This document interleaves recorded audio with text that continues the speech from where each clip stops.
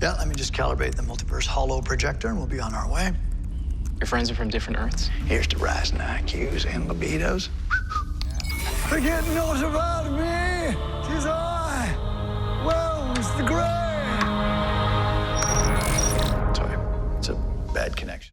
Hey everybody, this is going to be my Council of Wells episode. There was a crazy number of Easter eggs. There's also some new crossover stuff we learned that I'll add to the end of the video. Sometimes their pop culture references can feel a little weird, but I felt like they totally worked in the context of this episode, especially Jeff Goldblum Jurassic Park. Life finds a way. There's a new Flash Ring giveaway happening. All you have to do to enter is be a subscriber and leave a comment on this video. I'll announce a winner at the end of this too. So Council of Wells, top 10 WTF and comic book Easter eggs. Let's go. Starting with number 10, the man that tries to shoot them is actually the same man that Barry stole the clothes from way back during season 1. They've said repeatedly about how they're going back to a very season 1 vibe for season 4. So this is just another example of them doing a literal season 1 thing, bringing somebody back for this specific role. I mean, if there was an Olympics for bad luck, you didn't just medal, pal. You Michael Phelps. I'll count to 3, then I'm gonna shoot you. 1. Yeah. 2. So number 9, they're trying to track down DeVoe and track down the metahumans at the same time. So they go back to therapy, and even though it's a little weird, it's a little cringy, you do find that they're able to travel back into the past memories of Elongated Man. So I'll be interested to see if they try to use that as a story device or as a way to try and track down more people in future episodes. Because logically, if he was able to remember at least one of the people on the bus, and he remembered the metahuman from last week, that was the person who was crying, the person that the Thinker captured, then he can also probably remember the other people on the bus given more time in hypnotherapy. But number 8, meet Black Bison. So obviously this version of the character is female, but in the comics it's a male character, and his power actually comes from the talisman. So they sort of turn the comic booky explanation for his powers into the MacGuffin of the episode because she's trying to collect all these artifact pieces and put them together and bring them back to her people.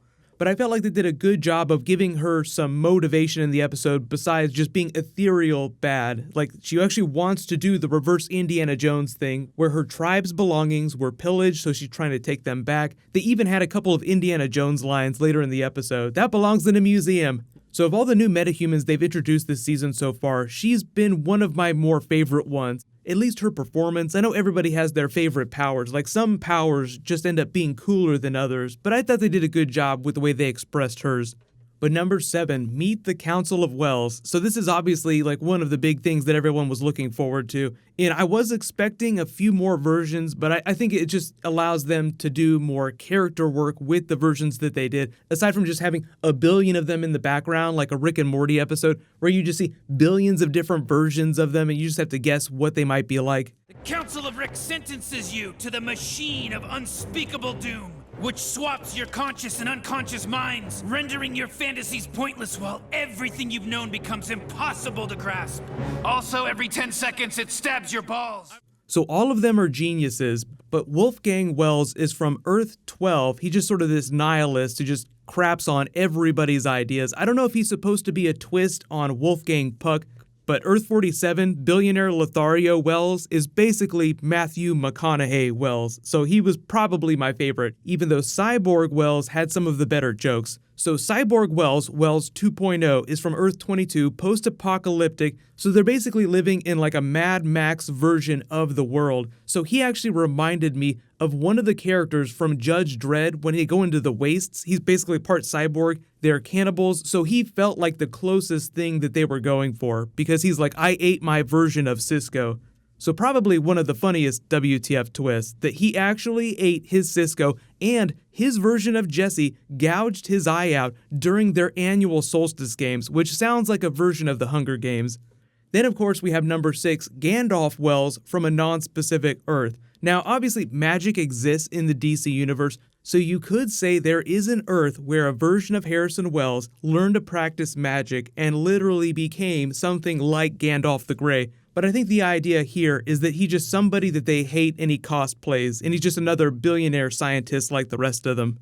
But it was a great Lord of the Rings reference, especially given that they're actually developing a Lord of the Rings TV series right now. We have Elongated Man's suit, So the first version of his suit in the comics actually looks like this, so I think that's what they're going for with this very lo-fi version of the suit. He'll probably get something a little cooler by the end of the season, just because the costume, like right there, actually looks like something that you would wear as cosplay to a convention. So typically, the comic book costumes on the TV shows end up being really expensive to make, so that's why I think they'll blow past this and give him something really cool by the end of the season, but just remains to be seen which version of the costume he winds up getting later, because he won a couple different ones in the comics. Number 5, Frank and Bean's Council of Wells. There were just a whole bunch of pop culture references. Sometimes, Harry, you're a wizard. But they're going to create a predictive algorithm to track down the Thinker and guess what his future next move might be, using probability. So that's kind of the same thing that the Thinker is doing at the beginning of the episode too. Like when you see all those equations, he's using math to predict future outcomes. Like he says, in every iteration of this argument, I win. So I do like the way they're weaving practical science into the way he uses his powers. Like it's not some ethereal thing where he just has cosmic sense and he can know the future. He just has a brain like a supercomputer that can crunch billions of calculations necessary to actually try to predict future outcomes. But number 4, you have like the big message of the episode that Barry's trying to teach Elongated Man. It's always more important to save the victim, to save the innocent person, than it is to catch the bad guy. So just remember that when we get to next week's episode in the rest of the season with them trying to chase down the Thinker. So Jesse Martin did an interview recently talking about how Joe West is going to handle the fight against the Thinker, and it's pretty much a game of one-upsmanship. Like he's always a couple of chess moves ahead, and it takes a really dark turn. So Team Flash, and Joe in particular, try to think of ways that they can get one step ahead. And it's like, how far do you push that line? What are you willing to do to get one step ahead of the villain? And will it require you doing something that is very unheroic? Like, based on the whole message of this episode, it sounds like that's what's going to happen with Barry. Like, Team Flash will have to choose to save someone over taking down the villain. Which, because of the twist at the end of the episode with the Thinker sitting in the chair with a full head of hair, just makes me wonder if the Thinker that we've been seeing so far is more of a mind space, ethereal Thinker. Like we're literally inside some sort of cyberspace presence or inside his mind, and this is his body. So there are like dual selves to the Thinker. So he's running around inside his head while he's also wheeling around in normal 3-dimensional space on the Earth. So think about it that way. Like maybe there's a version of the Thinker that's not that bad of a person. So number 3 was the battle at the museum. I thought they did a pretty good job of creative use of powers. Like you see Ralph wrap himself around the dinosaur's mouth. You get that awesome Jeff Goldblum Jurassic Park reference. And Barry finds a creative way of using Black Bison's desires against her. Like she's all about preserving the things that are precious to her people. So he threatens that. Think about that when it comes to them fighting the Thinker. Will Barry find out about something that's precious to the Thinker and try to dangle that in front of him in order to try and one-up him? Number 2, Elongated Man learns his lesson, goes to see the girl. It was a very touching scene, but also gives the artifacts, reverse Indiana Jones style, back to the Sioux people, which was the whole thing that Black Bison was trying to do. So I like the way they're playing in that morally gray space where heroes sometimes have to go outside the law and do the wrong thing in order to do the right thing. So I'm expecting that to be part of Barry's journey this season too. Like usually he knows what the right thing to do is, but when he's fighting the Thinker, when Joe's fighting the Thinker, they might get a little dark. So I think people will be happy with the direction that's taking. But, number 1 obviously is them going up to the Thinker's doorstep. You see the mechanic who actually looks like a normal housewife, and you see the Thinker with a full head of hair wheeling around. So 1, Barry is probably triggered and has a flashback to Harrison Wells in the wheelchair during season 1. Oh my god, another villain in a wheelchair. And very clearly, he looks much better than the Thinker that we've been seeing in this weird space here. So I think the interesting thing, or maybe the big twist that we'll learn, is that this, blue light space here isn't actually in the real world. Maybe it's some sort of mind space or some sort of cyberspace, and that explains, like when he was playing chess a couple of episodes ago, why it looks super advanced and holographic, because the whole space might be something that he's dreamt up in his mind. But next week's episode is all about the Thinker. It's called Therefore I Am, as in I think, therefore I am, cogito ergo sum, which I'm probably mispronouncing.